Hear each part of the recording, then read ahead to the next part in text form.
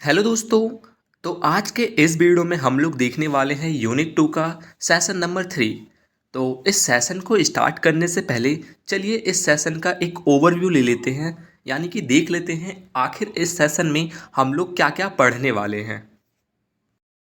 So first of all हम लोग देखेंगे मीनिंग ऑफ स्टोरेज, यानी कि स्टोरेज का मतलब क्या होता है। देन उसके बाद हम देखेंगे नीड फॉर स्टोरेज, स्टोरेज की आखिर ज़रूरत ही क्यों है। Then techniques of storing goods, उसके बाद हम बात करेंगे कुछ टेक्निक्स की जिसकी मदद से हम गुड्स को स्टोर कर सकते हैं। और एंड में जो टॉपिक रह जाता है इनोवेटिव स्टोरेज मेथड्स, तो कुछ इनोवेटिव स्टोरेज मेथड्स के बारे में भी हम बात करेंगे और उनको जानेंगे। और इस वीडियो के एंड में हम लोग इस चैप्टर के इस सेशन के कुछ क्वेश्चंस आंसर को भी करवाएंगे। और अगर आप इस वीडियो को पूरा देखते हैं तो आपको अपनी जो रिटेल की बुक है वो पढ़ने की नीड नहीं है, क्योंकि इस वीडियो में मैं पूरा का पूरा कंटेंट दूंगा जिसमें आपको क्वेश्चन आंसर भी मिलेंगे और सारी की सारी बेसिक्स होंगी वो क्लियर हो जाएंगी। फर्स्ट ऑफ ऑल हम लोग अपने बेसिक्स क्लियर करेंगे, देन एंड में हम लोग क्या करेंगे, इसके जितने भी क्वेश्चंस और आंसर हैं वो सारे हम सॉल्व करेंगे।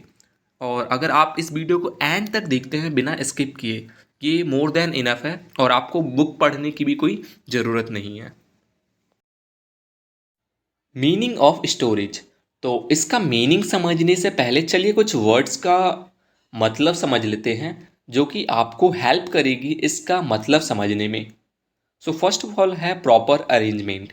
इसका मतलब होता है किसी चीज़ को सही ढंग से रखना। इसके बाद आते हैं प्रॉपर्टीज़ एंड क्वालिटीज़। इन दोनों का मतलब ही सेम होता है, यानी कि खासियत। इसको मैं एक एग्जांपल से समझाता हूँ प्रॉपर्टीज़ और क्वालिटीज़ होती क्या है आखिर में। मान लीजिए कोई स्टूडेंट है, वो पढ़ने में बहुत मस्त है, यानी स्टडीज़ में बहुत मस्त है। उस स्टूडेंट की प्रॉपर्टीज़ या क्वालिटी क्या है, वो स्टडीज़ में अच्छा है। उसकी ये क्वालिटी है।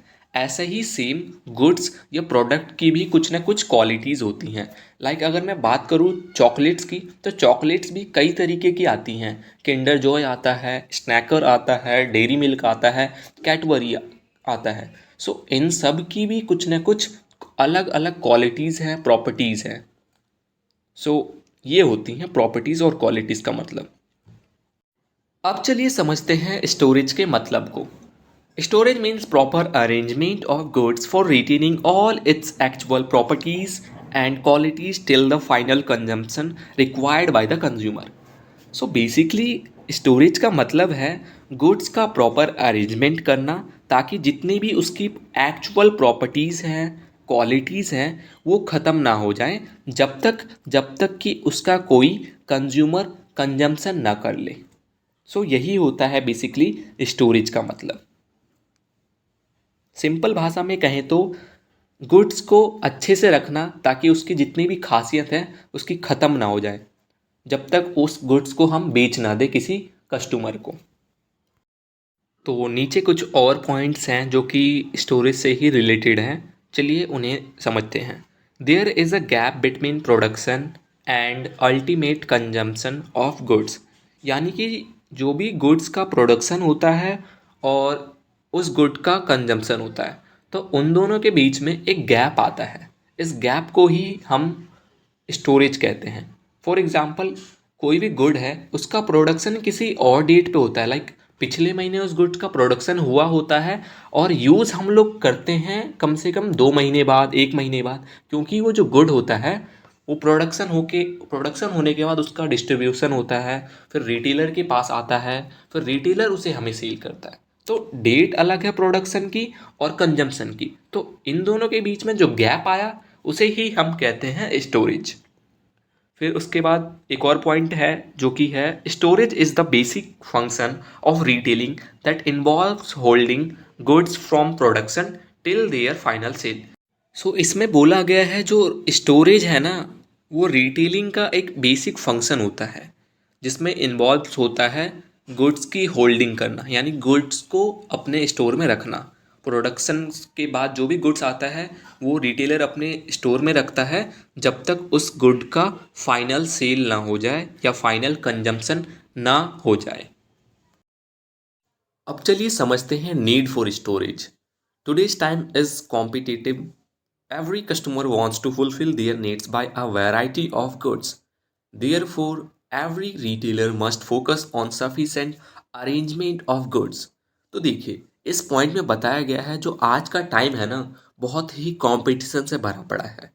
अगर आपके स्टोर में कोई प्रोडक्ट नहीं है तो किसी और स्टोर में वो प्रोडक्ट होगा तो कस्टमर वहाँ से परचेज कर लेगा. तो आज का जो मार्केट है वो कंपटीशन से भरा पड़ा है. Every customer wants to fulfil their needs by a variety of goods.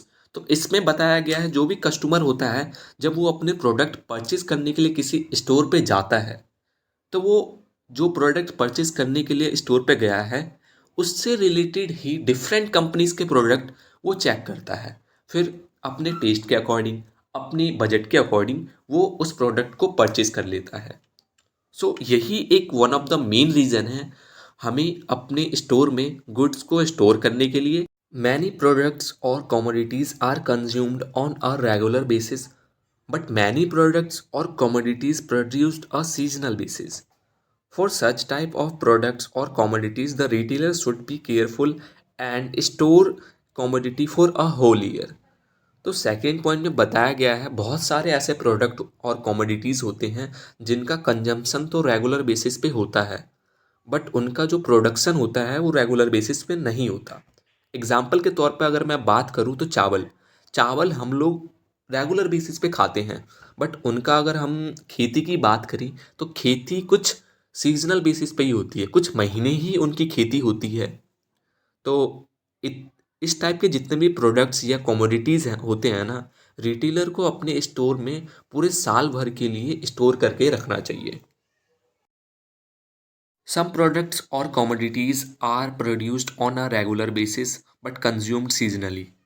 In such a condition, the retailer can get the product easily and may not need to store the goods. ये वाला जो point है ना एकदम opposite है second वाले point के. इस पॉइंट में बताया गया है बहुत सारे ऐसे प्रोडक्ट्स होते हैं जिनका प्रोडक्शन तो रेगुलर बेसिस पे होता है बट उनका कंजम्पशन सीजनली होता है. तो इस टाइप के जितने भी गुड्स होते हैं ना हमें स्टोर करने की कोई ज़रूरत नहीं होती क्योंकि इस टाइप के गुड्स हमें आसानी से मार्केट में मिल जाते हैं. मैनी प्रोडक्ट्स और commodities need extra care for storage like medicines and drugs. तो देखिए बहुत सारे ऐसे प्रोडक्ट होते हैं जिनको स्टोर करने के लिए एक्स्ट्रा केयर करनी पड़ती है. एग्जाम्पल के तौर पर हमारी बुक ने दिया है मेडिसिन्स और ड्रग्स. तो बहुत सारे ऐसे मेडिसिन्स होते हैं जिनको स्टोर करने के लिए कोल्ड स्टोरेज करनी पड़ती है, यानी कि कुछ दवाइयों को ठंडी जगहों पर रखना पड़ता है और कुछ दवाइयाँ नॉर्मल होती है तो उन्हें नॉर्मल स्टोरेज करते हैं. तो ये डिपेंड करता है कि किस टाइप का प्रोडक्ट है. Storage of raw material should be done in such a place from where the products can be got easily. Raw material has to be stored to enable continuous production without stoppage. ये पूरा जो point है storage of place के according बताया जा रहा है, यानी कि किस जगह पे हमें अपने प्रोडक्ट या फिर रॉ मटेरियल को स्टोर करना चाहिए. ये पॉइंट उस चीज़ को बता रहा है. तो ये जो पूरा पॉइंट है दो पर्सन के पॉइंट ऑफ व्यू से बताया जा रहा है, एक तो रिटेलर की और दूसरा प्रोड्यूसर की. तो पहले चलिए समझते हैं प्रोड्यूसर कौन होते हैं. हम लोग क्योंकि रिटेलर को तो अच्छे से जानते हैं, तो प्रोड्यूसर वो पर्सन होता है जो प्रोडक्ट को बनाता है, जो प्रोडक्ट का मैन्युफैक्चर करता है. यहाँ पे रिटेलर के पॉइंट ऑफ व्यू से बोला जा रहा है रिटेलर को अपने जो भी प्रोडक्ट्स हैं उसे ऐसी जगह पे स्टोर करके रखना चाहिए जहाँ से उसे अपने प्रोडक्ट आसानी से मिल जाए, उस प्रोडक्ट को ढूंढने में ज़्यादा टाइम वेस्ट ना करना पड़े उसे. और प्रोड्यूसर के पॉइंट ऑफ व्यू से ये बोला जा रहा है उसे अपने रॉ मटेरियल को ऐसी जगह पे स्टोर करके रखना चाहिए जहाँ से उसका रॉ मटेरियल आसानी से मिल जाए और उसका यूज़ करके वो अपने प्रोडक्शन काम को चालू रख सके. अगर वो अपना जो भी रॉ मटेरियल है कहीं और स्टोर करके रखता है, बहुत दूर रखता है स्टोर करके अपने प्रोडक्शन वाले जगह से, तो ये उसके काम में रुकावट बन सकती है, उसके प्रोडक्शन कार्य में रुकावट कर सकती है. Storage of goods during the recession phase increase the carrying cost and minimise the returns. तो यहाँ पे एक टर्म आया है रिसेशन फेज, उसका हिंदी में मतलब होता है मंदी। तो इस पॉइंट में बताया जा रहा है जब मंदी का टाइम होता है उस टाइम जो हम प्रोडक्ट्स को या फिर किसी गुड्स को जब हम स्टोर करते हैं तो उस पे जो केयरिंग कॉस्ट लगती है ना वो बढ़ जाती है। केयरिंग कॉस्ट का यहाँ पे मतलब है जो हम उसे संभाल के रखते हैं, जो उस प्रोडक्ट की देखभाल करते हैं, उस पे जो खर्चा लगने वाला है उसे ही केयरिंग कॉस्ट कहते हैं, तो वो इंक्रीज हो जाती है। और रिटर्न जो होता है वो मिनिमाइज हो जाता है। रिटर्न्स का मतलब है जो प्रॉफिट हम उस गुड्स को या प्रोडक्ट को बेच के कमाने वाले थे वो कम हो जाता है। The storage of commodities varies with the demand of goods. तो इस पॉइंट में बताया जा रहा है जो भी कमोडिटी या फिर किसी गुड्स की या फिर कोई प्रोडक्ट, उसको जब हम स्टोर करते हैं वो पूरा का पूरा डिपेंड करता है उस प्रोडक्ट के डिमांड पे। तो डिमांड का मतलब होता है लोग कितना उस प्रोडक्ट को पसंद करते हैं, कितने लोग उस प्रोडक्ट को खरीदना चाहते हैं। तो उसी के ऊपर डिपेंड करता है वो प्रोडक्ट हम स्टोर करेंगे या नहीं करेंगे। यदि लोग उस प्रोडक्ट को खरीदना चाहते हैं, बहुत सारे लोग उस प्रोडक्ट को खरीदना चाहते हैं, तो उस प्रोडक्ट को हम अपने स्टोर में स्टोर करके रखेंगे।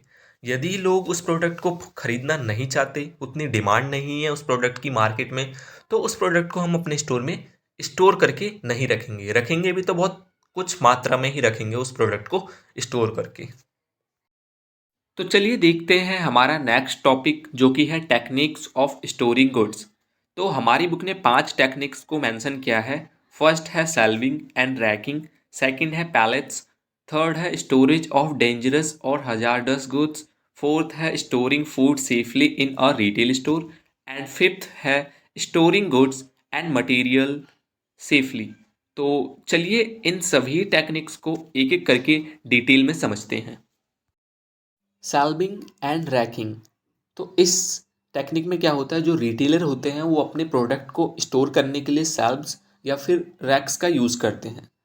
तो जब हम सेल्व्स या रैक यूज़ करते हैं तो कुछ बातों को ध्यान रखना होता है, जैसे कि shelves and racks are in a level. जितने भी सेल्व्स हैं और रैक्स हैं वो एक प्रॉपर लेवल में होने चाहिए, जैसा कि आप इस पिक्चर में देख सकते हो। The retailer follows the instruction given by manufacturers while installing shelves and racks।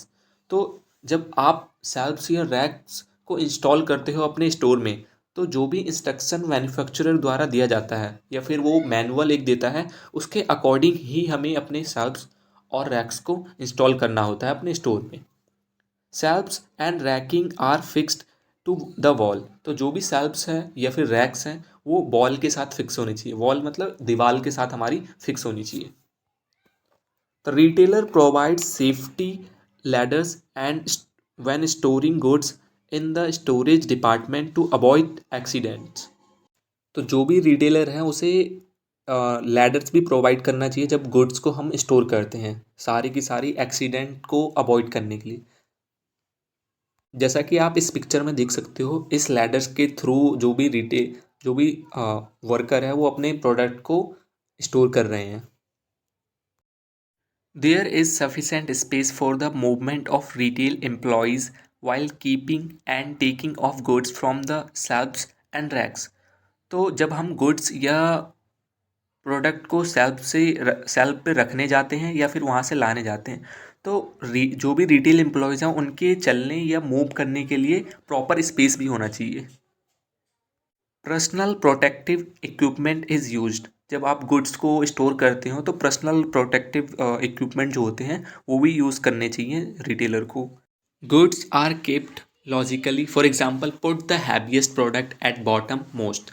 तो इस पॉइंट में बताया जा रहा है हमें जितने भी गुड्स हैं जब हम स्टोर करते हैं उन्हें लॉजिकली ऑर्डर में स्टोर करना चाहिए। जैसे कि जो भी भारी सामान है उन्हें हमें सबसे नीचे रखना चाहिए और जो उससे हल्के सामान है हमें उसे ऊपर रखना चाहिए। कॉमन गुड्स और कमोडिटीज़ आर ईजली एसेसेबल। और जो भी कॉमन गुड्स होते हैं और कमोडिटीज़ होते हैं उन्हें हमें ऐसी जगह पे रखना चाहिए जो कि हमें तुरंत ही मिल जाए जब हम उसे ढूंढने जाएं।